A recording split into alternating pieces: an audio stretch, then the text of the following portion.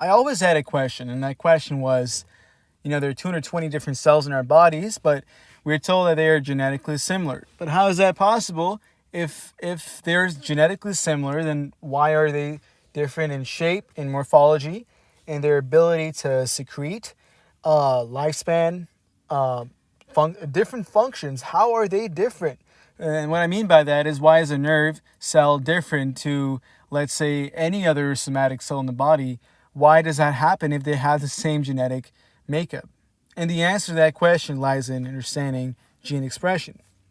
Gene expression is the ability through which certain genes are expressed. And what that really means is, for example, our genomes have the entire sense of information we need to behave in certain manners. So the nerve cell, of course, needs certain genes and doesn't need the genes in the liver, for example.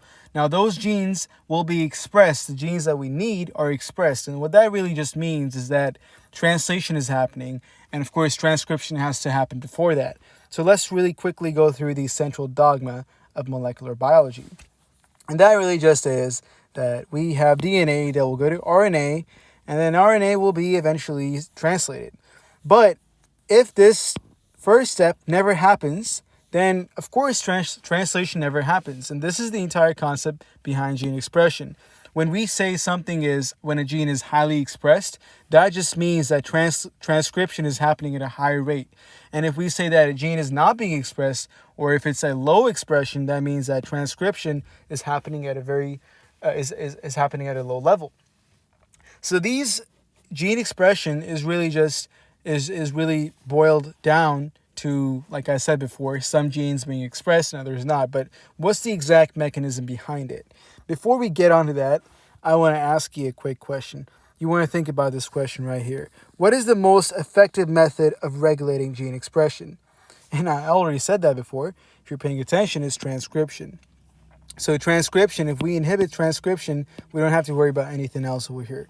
So one great method of gene expression used in our bodies is something called epigenetics. And epigenetics really just is the big branch. It has several methods. It has several subunits of it. What I'm trying to say is, like, there are several epigenetic methods used in our bodies or by the cell.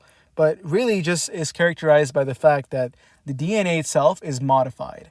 So we have a base coming on it, something is happening, but the DNA code itself is not fit structurally or chemically changing, chemically changing. And what I mean by that is, if we have, let's say, a sequence of ATTA, we might have, for example, if we look at one example over here, DNA methylation, that's when we have a methyl group attached to one of the nucleotides.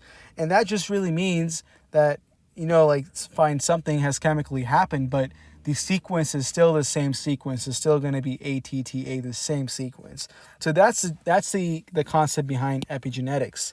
So let's get into 3 examples of epigenetics and understand them. So we have DNA methylation, we have chromatin remodeling that happens as a consequence of DNA methylation. We're going to talk about it in a second. We have RNA interference. So let's get into DNA methylation. So DNA methylation is when we have a covalent bond, when a methyl group is covalently bonded to a DNA. So let's look at something, since we need an example, obviously. So we have cytosine over here. So this is the cytosine nucleotide right over here. And you notice that we have a methyl group that comes attaches to the 5 carbon over here, and hence we call it 5-methyl cytosine.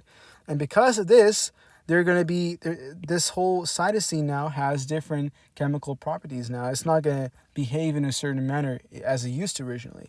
Like these electrons, for example, are not available for use, just as an example. But what I'm trying to get at is they're going to be proteins, transcriptional factors that are trying to bind to this nucleotide or something around it.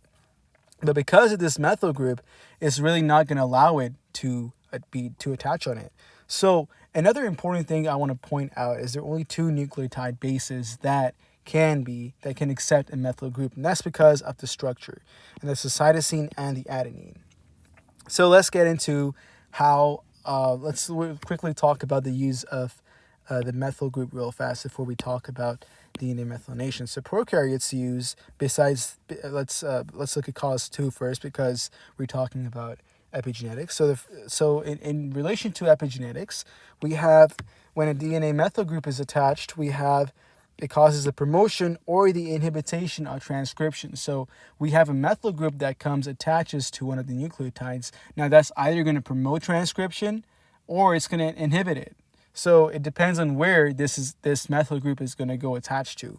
But another use, a very interesting, and I've talked about this in the earlier videos, is we have the methyl groups that come and attach on to, so once DNA is synthesized inside the prokaryotes and everything is validified in the prokaryotic cell, we have methylation that happens. So when this one strand so we have two strands now, and these two strands will obviously be a template to another strand as a replicate. So the older strand, which is a template strand, will have a methyl group on them. And this is the way that prokaryotes kind of recognize that, hey, look, if there's any kind of mutation that happens, and for example, a normal match pair would be adenine goes with thymine, but let's say we have adenine going guanine, that doesn't happen in that shouldn't be happening. But the question the prokaryotic cell will be asking is, hey, look, is the adenine, is it supposed to be adenine going with thymine, is it, so it's adenine with guanine? That's the example we talked about.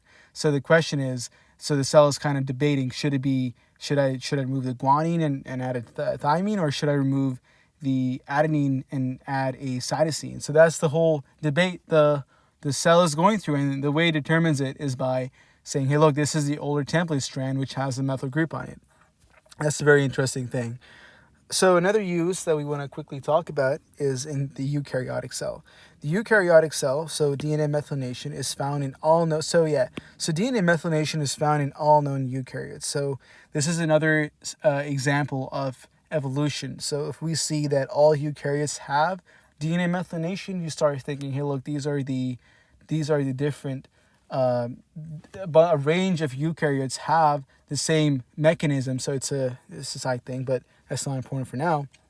But let's get into the more specific things. An example of the epigenetics. So it disables gene expression in two ways. First, it's going to physically block transcription from happening. Like I said before, now that it's chemically bonded to the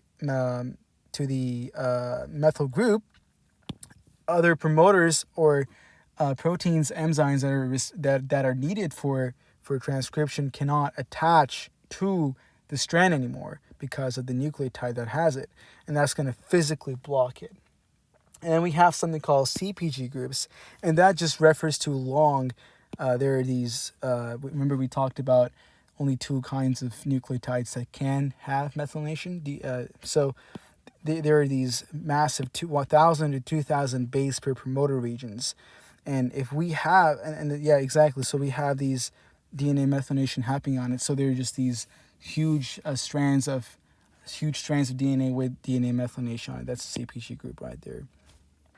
So CPG groups bind proteins, and so because of their methylation, they're gonna have a change of the binding of the DNA around the histines, and that brings us to the chromatin remodeling. It's gonna remodel the entire structure of the chromosome.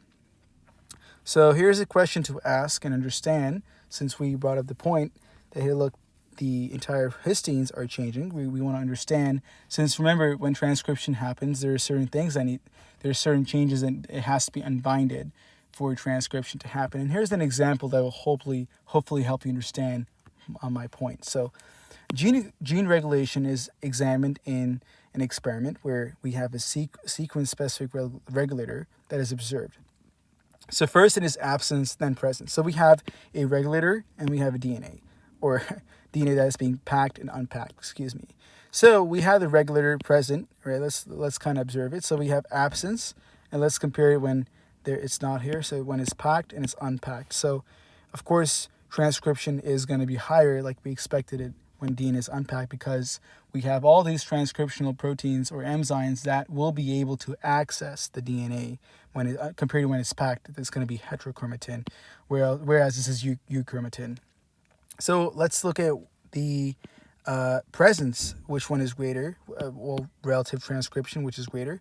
So when the regulator is present, we have a higher rate. So let's compare unpacked. So let's compare 1 and 3. So we obviously know that, of course, when it's present, there's going to be more transcription. So this brings us to the point that I was trying to make, is as we have these regulators, it's going to help us with transcription. And again, this is a promotion technique right there. All right, here's a question. So which of the following statements are correct? The sequence-specific regulation factor increases the rate of transcription from packed to unpacked DNA. That is not true. So before we talk about this, I really want to highlight that these questions sometimes you'll get questions that you really don't even need to understand the concepts behind, but all you really need to do is analyze the data. So if you pause this video and hopefully answer this question right here, you will understand. Let's see, histines can cause the translation to increase. Well, yes, like I said, we're not even talking about histines over here. Yes, it's DNA being unpacked, but we're not talking about histines. 3, the sequence-specific regulator reduces rate of transcription. That's not true. It's increasing it. This is wrong, this is wrong, this is wrong. And before I know it, 4 has to be the right answer. The amount of transcription is greater in the presence of unpacked DNA than packed DNA. So the amount of transcription, let's see, the amount of transcription is greater in the presence of unpacked DNA than packed DNA. So look, we have unpacked and packed. All right, there you go. That's obviously true. So 4 is the right answer.